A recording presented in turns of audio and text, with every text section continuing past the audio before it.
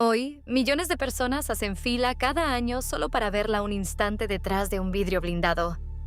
Pero hace más de 100 años, la Mona Lisa desapareció por completo. Y durante 2 años, nadie en el mundo sabía dónde estaba. Leonardo da Vinci empezó a pintarla alrededor de 1503, usando una técnica llamada esfumato. Capas de pintura tan finas y translúcidas que la sonrisa parece cambiar según el ángulo desde el que la mires. Se la llevó consigo a Francia años después, y cuando murió, el rey Francisco I se quedó con la obra. Durante años, la pintura pasó de mano en mano entre la realeza francesa.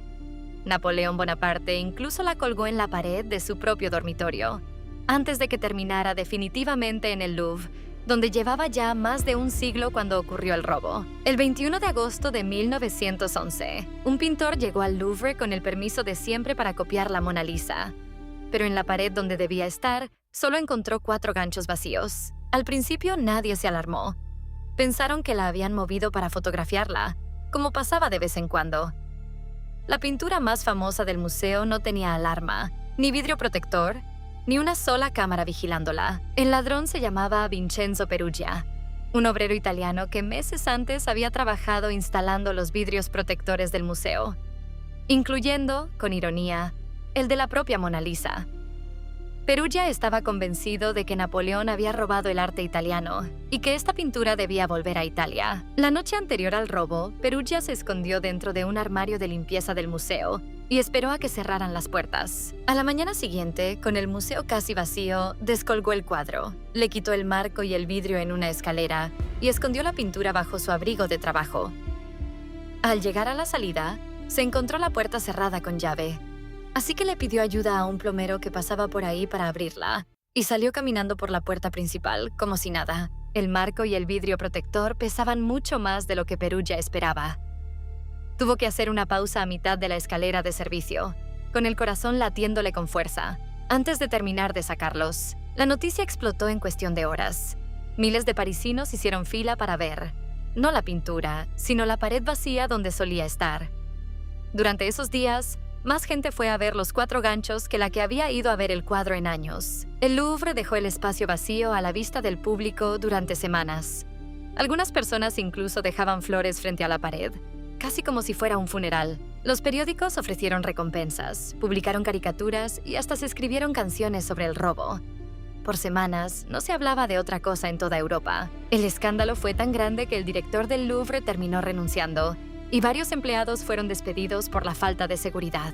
Gracias al telégrafo, la noticia cruzó el océano en cuestión de horas. Algunos historiadores de medios consideran el robo de la Mona Lisa una de las primeras noticias verdaderamente globales de la era moderna. Perugia dejó el marco vacío y el vidrio protector escondidos en una escalera de servicio, donde los encontraron horas después.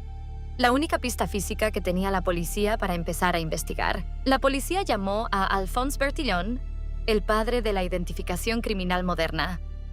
Encontraron una huella clara en el marco abandonado, pero solo tenían registrada la huella del pulgar derecho de Perugia, y la que dejó fue la del izquierdo. Lo dejaron ir sin saberlo. Mientras tanto, más de 100 personas se presentaron ante la policía confesando ser las culpables del robo. Ninguna tenía la pintura. Era simplemente el crimen más famoso de Europa, y todos querían ser parte de la historia. Con la policía desesperada, interrogaron a cientos de sospechosos, incluido un joven pintor llamado Pablo Picasso, señalado porque un conocido suyo había vendido antes estatuillas robadas del propio Louvre. Lo soltaron por falta de pruebas, pero el escándalo lo persiguió durante meses. Ese conocido, Géry Pierret, le había vendido a Picasso años antes unas pequeñas esculturas ibéricas robadas del Louvre. Según muchos historiadores del arte, esas piezas influyeron directamente en los rostros de una de sus obras más importantes, Las Señoritas de Aviñón. Mientras el mundo buscaba el original, cuenta la leyenda que un estafador llamado Eduardo de Valfierno aprovechó el caos para vender varias copias falsas a coleccionistas de Estados Unidos, cada uno convencido de tener la verdadera Mona Lisa escondida en su casa. Hoy muchos historiadores dudan que esa historia sea del todo cierta, pero durante décadas cautivó la imaginación de todo el mundo. Pasaron los meses y luego los años. Sin pistas nuevas, el robo de la Mona Lisa se convirtió en uno de los misterios sin resolver más famosos del mundo. hasta que, casi por accidente, todo cambió. Perugia guardó la pintura escondida en un baúl con doble fondo en su propio departamento de París durante casi 2 años, viviendo a centímetros de la obra más buscada del planeta. En 1913 se armó de valor. Viajó a Florencia y contactó a un anticuario, Alfredo Geri, ofreciéndole devolver la Mona Lisa a Italia a cambio de dinero.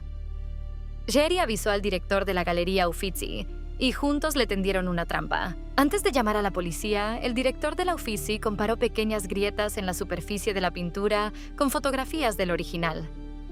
Cuando coincidieron exactamente, supo que tenía la verdadera Mona Lisa entre las manos. Perugia fue arrestado. La Mona Lisa, intacta, volvió al Louvre entre una fiesta nacional, convertida, gracias al robo, en la obra de arte más famosa de la historia. En Italia lo trataron como a un héroe patriota. El juicio fue rápido y la condena, sorprendentemente corta. Poco más de 7 meses de cárcel. Muchos italianos creían, sinceramente, que Perugia había hecho lo correcto. Durante el juicio, Perugia insistió en que solo quería devolverle a Italia lo que le pertenecía. Periodistas de medio mundo llenaron la sala para escucharlo. El robo cambió para siempre la forma en que los museos protegen sus obras. Alarmas, vigilancia constante y vitrinas reforzadas se volvieron el estándar en todo el mundo, no solo en el Louvre. Antes del robo, la Mona Lisa era apreciada por los expertos, pero era solo una pintura más entre miles en el Louvre. Hoy cuelga detrás de un vidrio blindado y a prueba de balas, vigilada por cámaras las 24 horas. Y cada año más de 6 millones de personas la visitan solo para verla un instante. En 1962, la aseguraron en $100 millones solo para exhibirla en Estados Unidos, una cifra que hoy equivaldría a casi 1.000 millones. Pero en realidad, el Louvre considera que no tiene precio. No se puede asegurar lo invaluable. Hoy, la mayoría de los visitantes pasa apenas unos 30 segundos frente a ella, rodeados de cientos de teléfonos. Una fama tan grande que a veces es difícil hasta verla bien. Hay algo irónico en todo esto. Si Vincenzo Perugia nunca la hubiera robado, es probable que la Mona Lisa fuera hoy solo una pintura más, admirada por expertos pero desconocida para el resto del mundo. El robo que casi la pierde para siempre fue exactamente lo que la convirtió en un mito. Si te gustó esta historia, suscríbete para más.